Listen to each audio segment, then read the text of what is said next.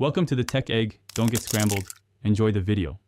In this video, I will show how to change your Toyota 4Runner key battery.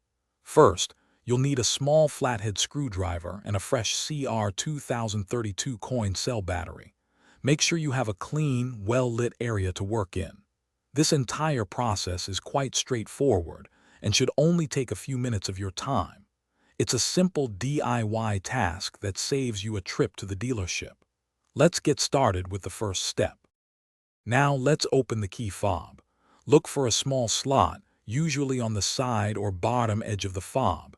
Take your small flathead screwdriver and gently insert it into this slot.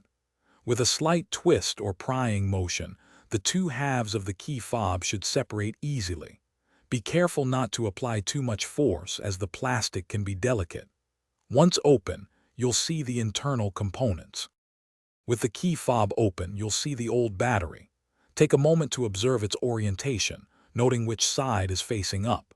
Gently use your screwdriver to pop out the old CR2032 battery. Now, take your new CR2032 battery and insert it into the compartment, ensuring the positive side, usually marked with a plus sign, is facing upwards. This ensures proper contact and functionality for your key.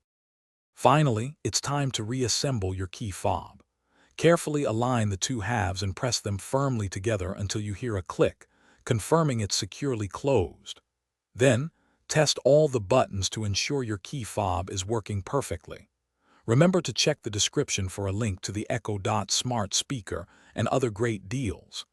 This simple battery change can save you time and money, keeping your 4Runner key functioning reliably for many more miles.